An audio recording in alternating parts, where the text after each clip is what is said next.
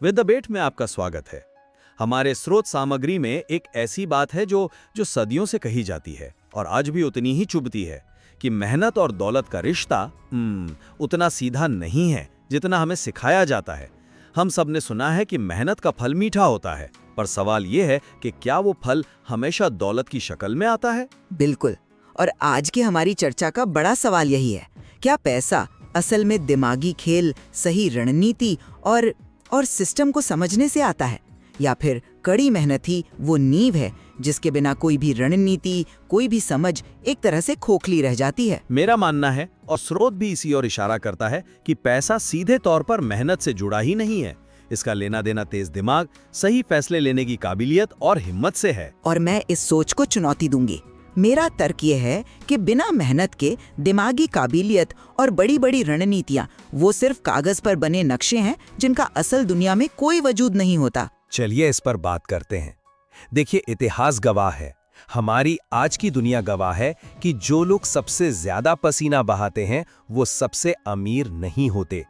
सोचिए, एक किसान जो खेत में सुबह से शाम तक काम करता है, या एक मजदूर जो हर दिन भारी बोझ उठाता है, उनकी मेहनत में कोई कमी है क्या? नहीं। पर महलों में रहने वाले उनसे कहीं ज्यादा आराम की जिंदगी जीते हैं।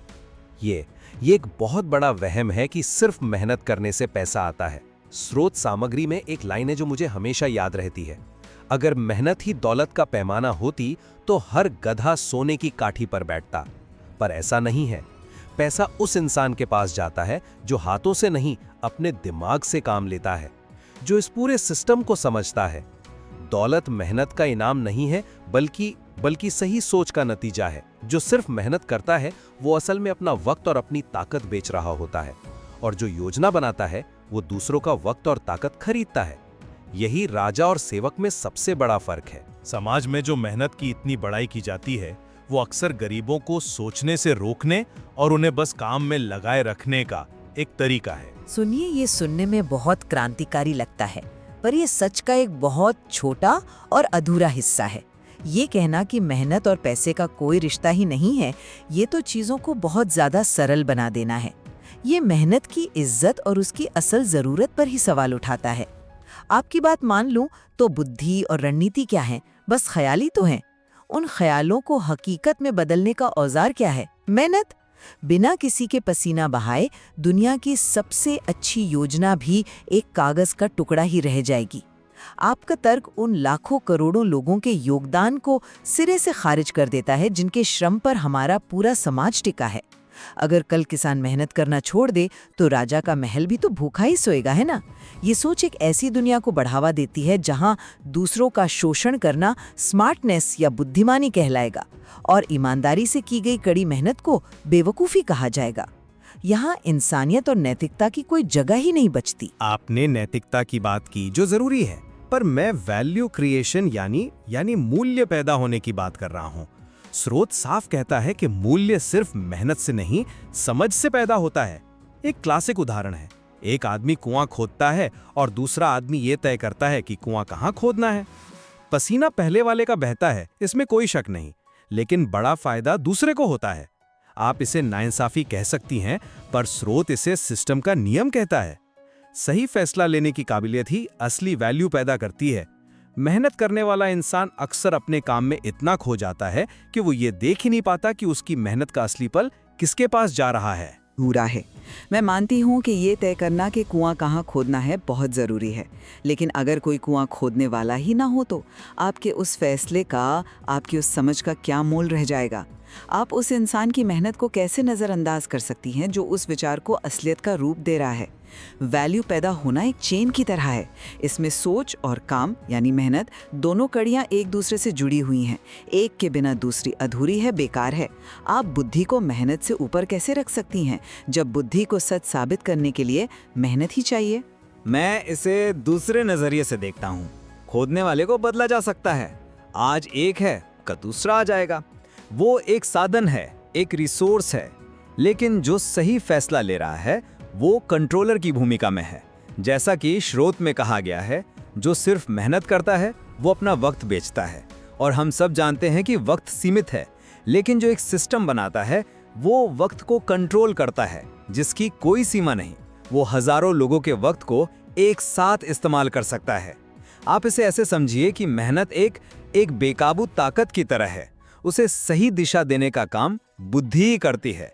इसलिए वैल्यू का असली स्रोत तो बुद्धि ही हुई ना, न कि सिर्फ ताकत का इस्तेमाल। ठीक है, मान लिया कि दिशा जरूरी है, पर यहीं से तो मेरा दूसरा और सबसे बड़ा सवाल उठता है, क्या ये दिशा हमेशा नैतिक होती है? क्या ये हमेशा सही होती है? स्रोत में एक बहुत ही परेशान करने वाली बात लिखी है, पैसा चतुर लोगों के पास जाता है, अच्छे लोगों के पास नहीं। आप सोचिए, इस एक लाइन में कितना बड़ा नैतिक खतरा छिपा है। ये तो चतुराई के नाम पर किसी भी तरह के अनैतिक और शोषक बर्ताव को सही ठहरा सकती है। तो क्या इसका मतलब ये है कि एक अच्छा और लंबा चलने वाला समाज सिर्फ हिसाब किताब और गणित पर बनाया जा सकता है? क्या उसमें भरोसा, ईमानदारी और नैतिकता की कोई जगह नहीं होगी? ये गुण तो अक्सर ईमानदारी से की गई मेहनत से ही पैदा होते हैं, और किसी भी सिस्टम को लंबे समय तक टिकाए रखने के लिए यही चीजें जरूरी हैं। मैं आपकी चिंता समझता हूँ, लेकिन स्रोत इसे एक कड़वी सच्चाई की तरह हमारे सामने रखता है। अच्छाई एक भावना है, एक इमोशन है, जबकि पैसा एक गणित है, एक कैलकुलेशन है।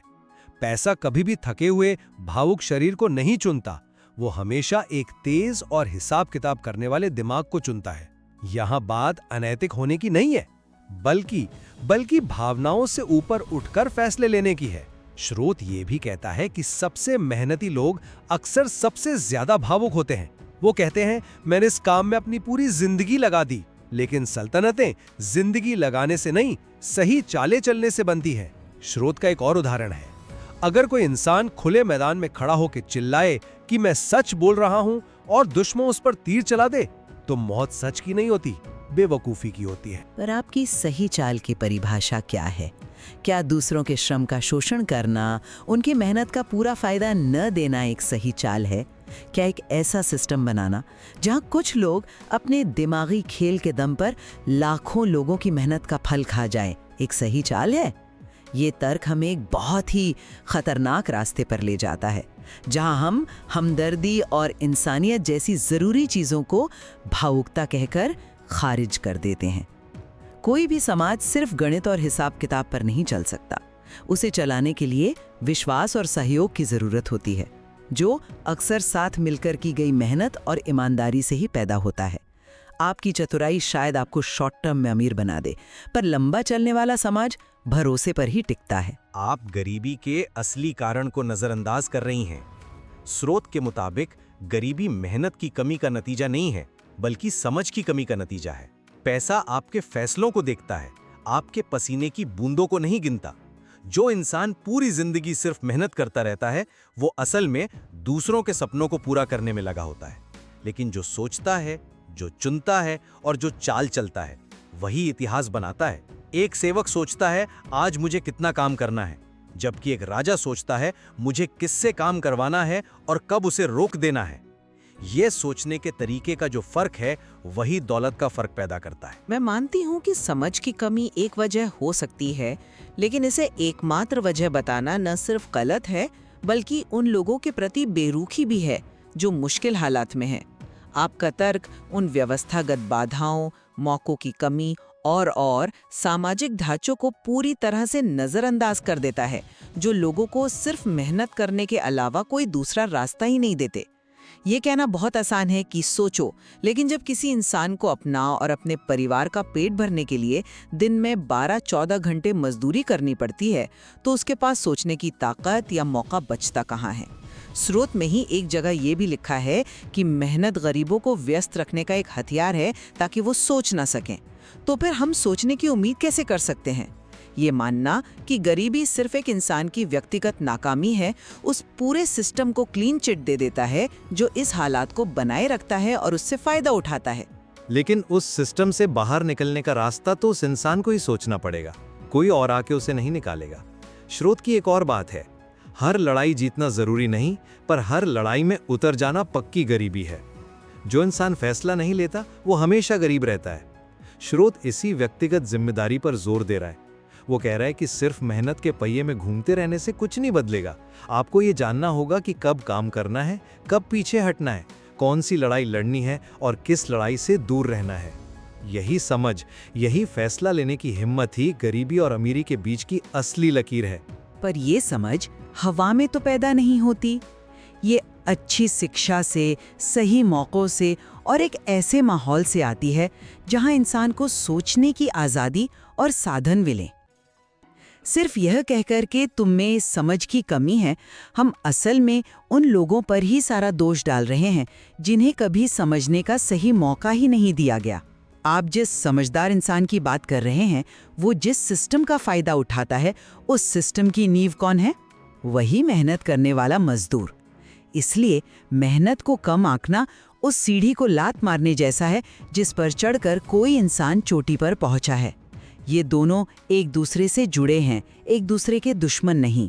आज की इस पूरी बातचीत से मेरे लिए तो ये बात और भी साफ हो गई है कि दौलत का बहाव मेहनत की मात्रा से तय नहीं होता।